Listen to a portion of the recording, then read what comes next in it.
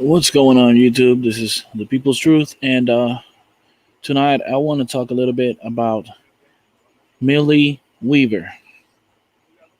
Up until 3 days ago, I didn't even know who Millie Weaver was, and although I try to pay attention to really important things that go on, I don't really follow a lot of people. I just follow the news and I fact check. I check for details.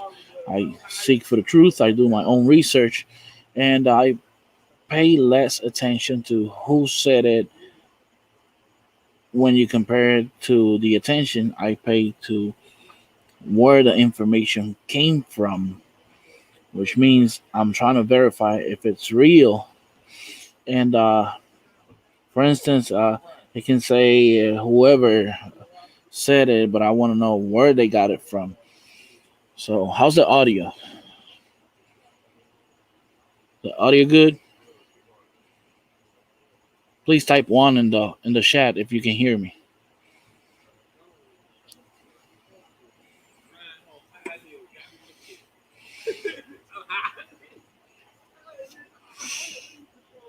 Okay, let's hope the audio is good.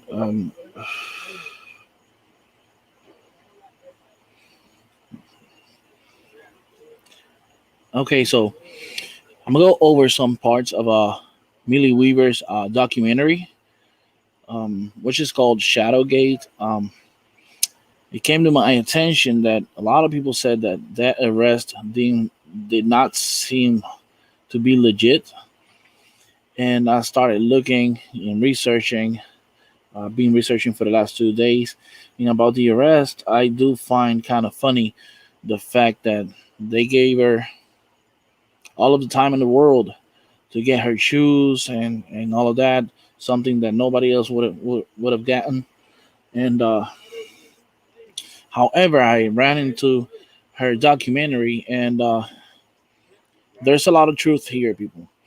There's a lot of truth here, and when you hear information like this, I still want you to do your own research and make sure this is truth, but you got to open your mind and step outside of the box for a second and not think whether this comes from the right or the left, because it's not about that. Um, um, when you take things from a political stand, you accomplish nothing because you're stuck right in the middle of that left versus right paradigm, and you gotta really open your mind to hear to truth like this. So the first thing that impressed me is this lady here. They identify her as Tori. I'm sorry, and she was supposedly one of the private contractors that the government is using for all of this that they're doing. Why private contractors? Because they won't leave a trail that we, the people, can see. We can demand to see files and information that they hide from us, and they have to show it. However, since these people are private from the private sector, they don't have to show us anything, and we cannot demand anything from them. So let's hear what Tori is saying here and understand how our own government it's been on war not with a lot of countries but with us, with ourselves, with we the people. Let's pay attention to this. Block radius like Chaz, and you kind of try to get in their mind. You have to You move it a understand little bit. how they eat, how they. You move it a little bit back, so you hear her whole part. All the fake news, the fake news journalists. You know what? I'm gonna just pull it further back because this is important as well. Uh,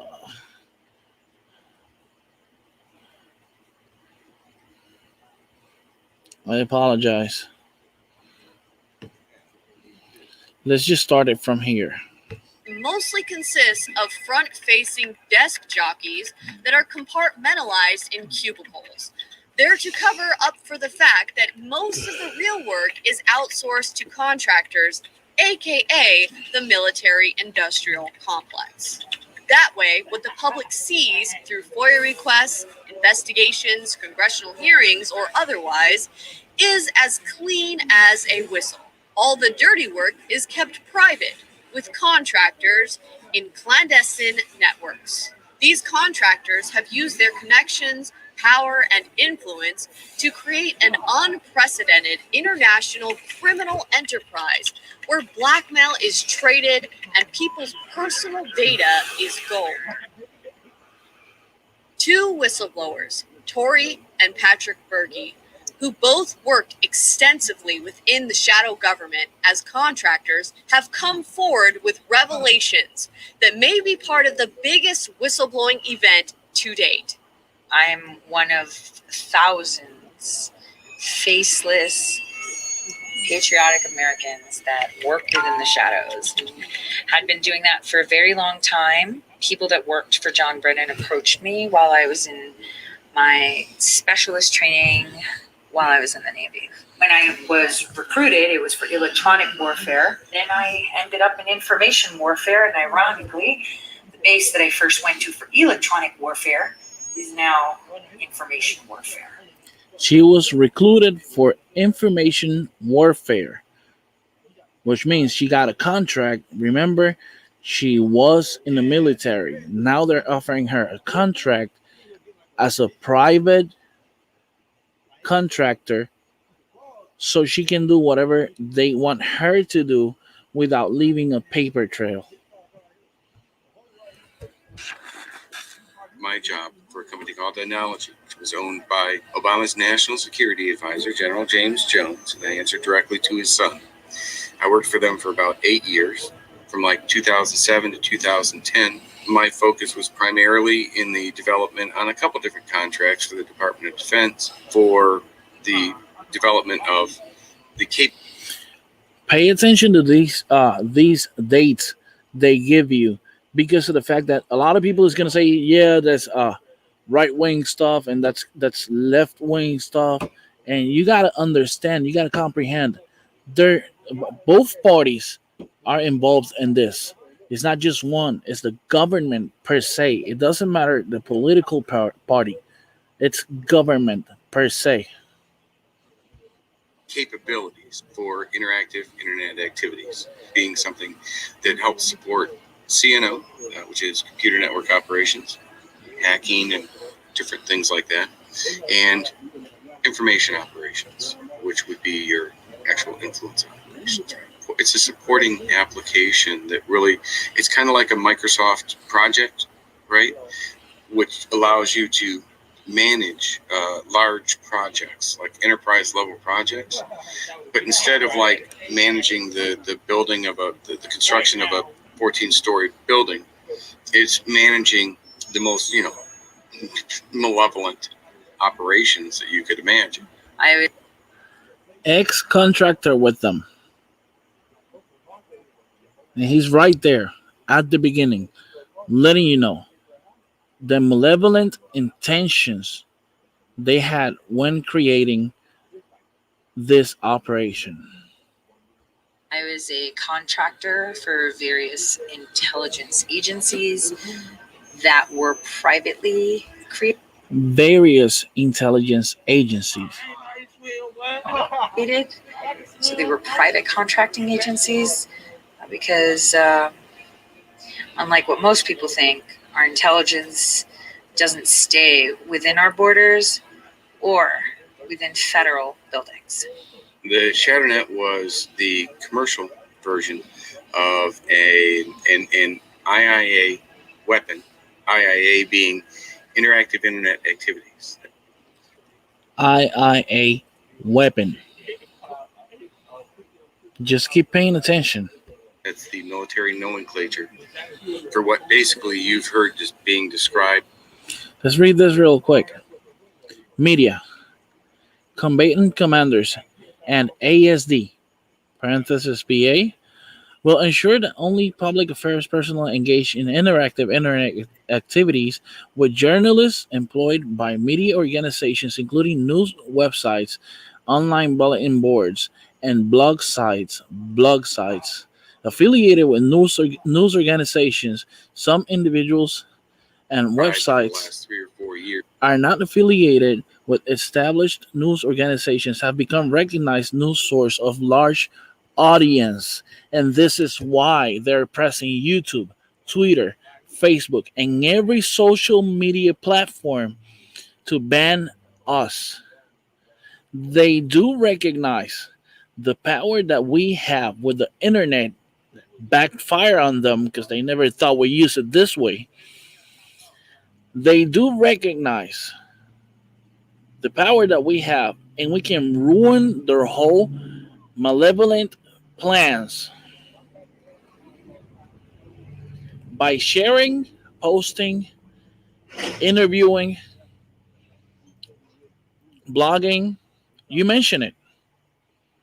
So they had to include us, we the people who have the right to know the information. And since we're not getting the right information from mainstream media, we started doing it ourselves with little laptops in our kitchen, and we were putting out more truth than CNN, MSNBC, and all of them biased news shows and channels. Now let's continue to hear this. Years with all the fake news and the fake news journalists and fake stories, fake dossier. All these things are attributes and characteristics of IIA, which is social media psychological warfare. We began that Social media psychological warfare. really in 2007. When right after the policy guidelines for Oh, and this is not new. They started 13 years ago. It's open here. You have a document. I'm sharing my screen. I hope you can see it. You have a document, a government document here, showing you the fact that this is truth. And still, some of you will just look at this and say, I don't know, he's crazy. He don't even know what he's talking about. But it's here. It's here. This is proof. This people saw this so wrong that they became whistleblowers to inform you and me of what's going on. And today you find out that they started on 2007. It's been 13 years since they started with this program. But we all know they turned on us over a century ago. But let's keep hearing. Pay attention. this first came. We were on one of the first contracts with the DoD that I'm aware of, trying to help the Force Psychological Operations Group understand how to go from dropping flyers from planes to a more micro-targeted social media psychological warfare application where you could select an individual target or a group target or an entire country if you wanted to. What I did was something called localization, or L10N. So a localization strategy is you find a group of people, that could be a whole country, a city, a certain religious group, you know, 6-block radius like Chaz, and you kind of try to get in their mind. You have to understand how they eat, how they walk, how they talk, what they like. Now, pay attention to this. This is the part that I was telling you that shocked me the most because of the fact that what she is saying here is just so scary. The fact that they can get to know more about you than your own neighbor, than your couple. Just know your deepest, darkest secrets, your fears, everything. Just pay attention. They like, what pushes their buttons, what drives them nuts, what upsets them, what makes them happy. And then you use that to your advantage to push whatever ideology or product or direction you want to go. Marrying together cultural appropriation, language, nuances of the demographic that you are targeting or the nation you are targeting. It pries into your demographic, your world. So if I want to blackmail you and put you under my thumb, not only will I know everything, but I will know your deepest, darkest fears.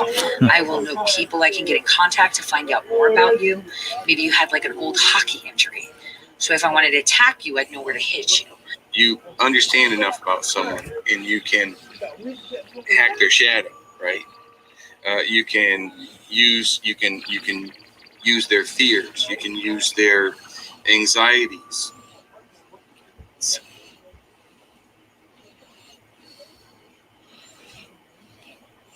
Let me check this real quick because I don't think my screen is sharing the proper way.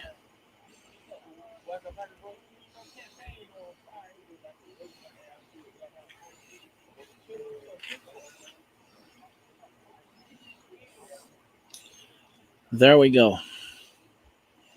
I apologize for that. We are at 8 minutes 9 seconds, and I want to go back to show you that document I was talking about because I don't want that I was reading because I don't want nobody, you know.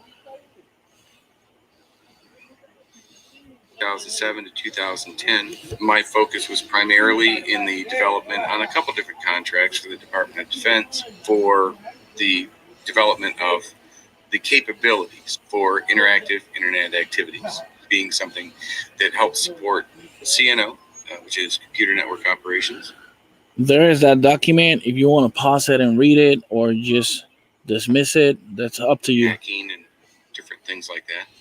And information operations, which would be your actual influence operations, right? It's a supporting application that really, it's kind of like a Microsoft project, right? Which allows you to manage large projects, like enterprise level projects. But instead of like manage for what basically you've heard just being described. This is that part that I was reading earlier. It's just there. It's just there, you guys. It's up to you what you do with this information. I've been for the last 2 days nonstop. I even called out to work, looking and searching for information when I came across her documentary and what's being put out here, and I've been listening, paying attention. I've been reading. I've been watching videos a lot, and people like this who are telling us the truth gets arrested, they lose their rights, they end up turning up dead in prison.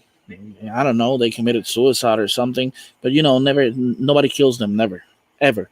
They just magically die. For the last 3 or 4 years with all the fake news. Here's what I was reading a little bit earlier.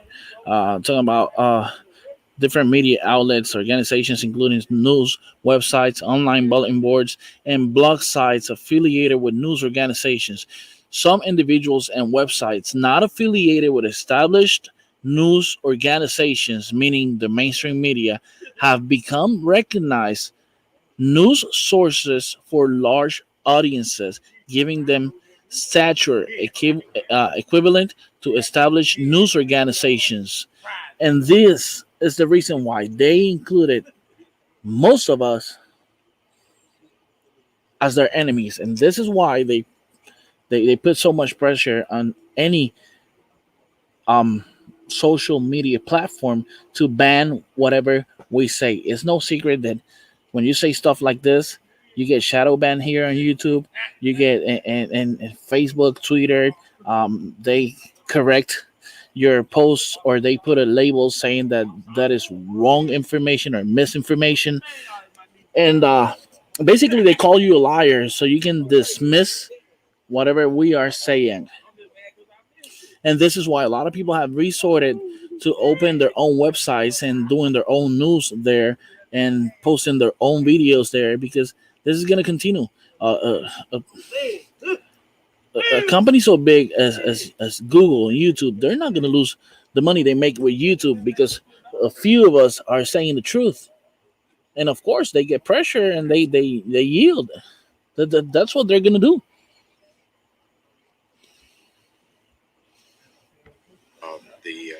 The fake news journalists and fake stories, fake dossier, all these things are attributes and characteristics of IIA, which is social media psychological warfare. We began that really in 2007. Excuse me for a second. I got to get a cable here. Just continue to hear what they're saying on here. When right after the policy guidelines first came, we were on one of the first contracts with the DoD that I'm aware of, trying to help the Force Psychological Operations Group understand how to go from dropping flyers from planes to a more micro-targeted social media psychological warfare application where you could select an individual target or a group target for the entire country. What I did was something called localization, or L10N. So a localization strategy is you find a group of people, that could be a whole country, a city, a certain religious group, you know, 6-block radius like Chaz, and you kind of try to get in their mind. You have to understand how. Okay, we heard this already. How they talk. We heard this already. I just went back because of the fact that I realized that my screen wasn't sharing the proper way, and I wanted you guys to see that document that we just saw. My apologies. I didn't realize my phone was dying, and I'm using it as a very important part of the broadcast. Um, but there we go. We're connected again. Let's just move past this point.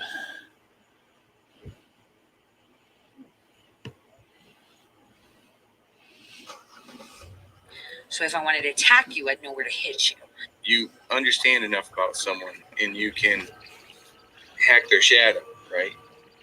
You can use their fears. You can use their anxieties. Sound anything like pandemics that you recognize here? Oh yeah, definitely. So you can use those things. You hear this? This is not new. So they use any diversion they can. Plus, if that diversion can trigger your anxieties, your depression, your fears, they would take even more advantage of it because it'll defocus you from whatever it's going on. And right now, we all know what's going on. They are inserting the new world order as we speak. As I talk here right now, they are inserting the new world order. Why is it that when during this pandemic. Now we have all of a sudden a coin shortage. When did that shit ever happen? Since we have the dollar, when did it happen? Now, I heard yesterday MIT and the Federal Reserve are partnering to develop our own our own cryptocurrency, which you already know it should exist already. They're just putting it out now, so they insert this little by little into your head, and you accept it. to help reflexively control or influence. Look at all this panic buying. That's what they wanted. People fighting over fucking toilet paper, bottles of water, instead of uniting, sharing, and buying as much as you could and sharing with whoever got there later than you. As we humans always did, as we Americans always did. 25 years ago, shit like this would have not gone down. Because I know you watching me, you be in the supermarket and someone showed up and they didn't have no water to grab and you had 5 cases, you would have given them 2 or even 3. But we have let them do this to us. Influence and target an individual. Look at the old lady trying to slap that young girl. Like, what she can't even do nothing. She don't recognize. They play with your anxiety so much that old lady cannot catch a wind and she'll die. And she's trying to slap that big old lady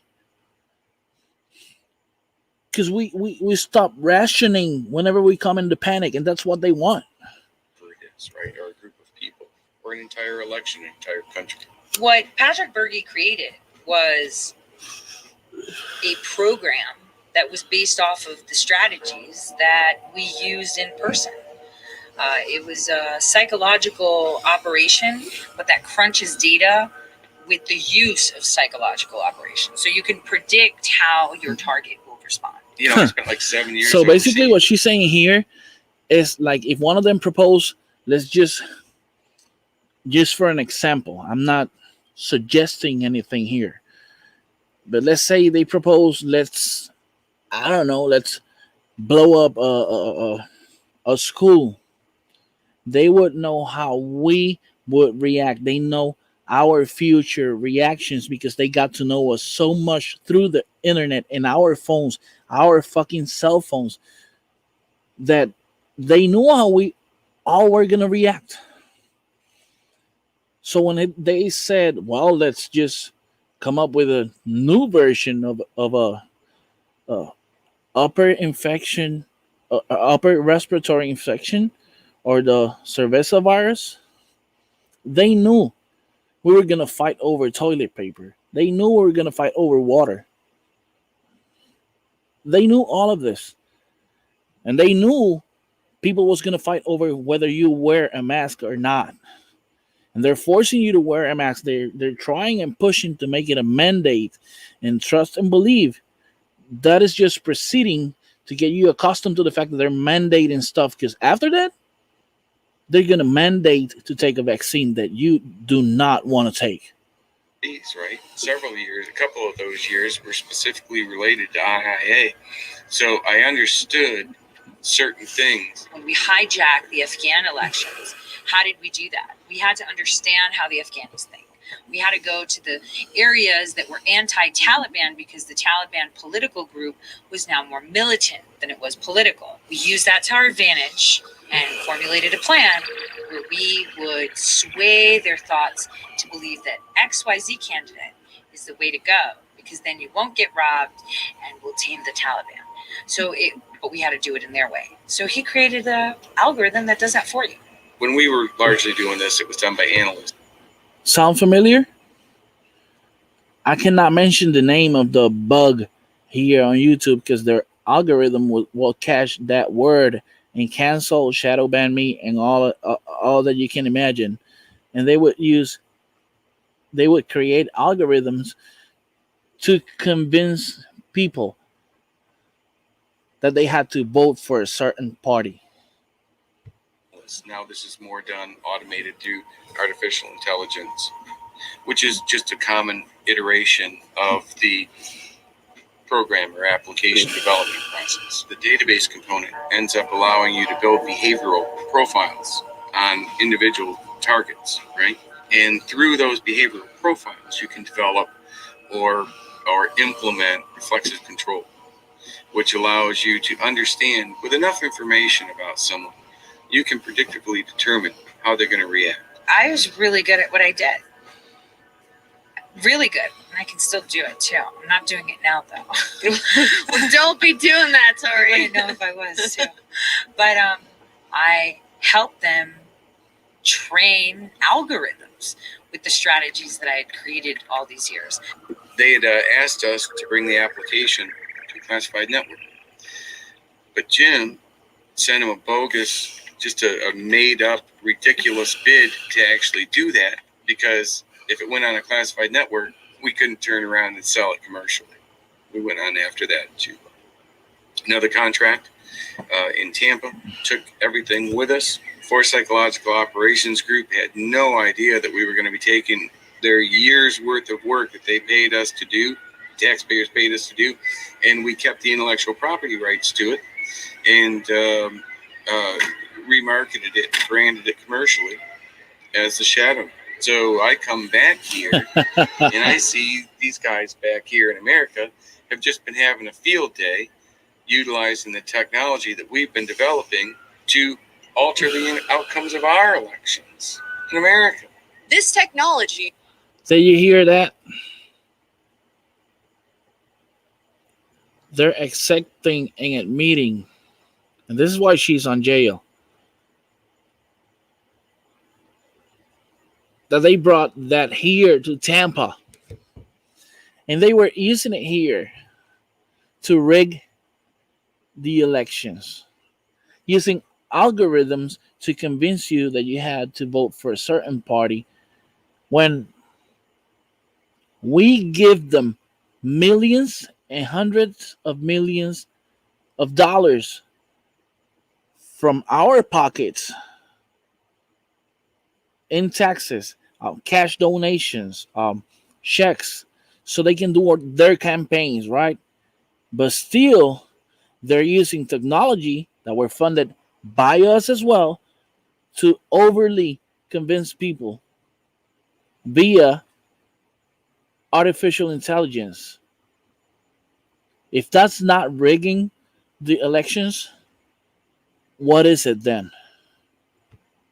Was so successful, they couldn't resist the temptation to not use it commercially and have the power to affect outcomes of elections at home. The commercial and black market value of such a technology is incalculable. This is the Mobile Mega Shatternet Mobile.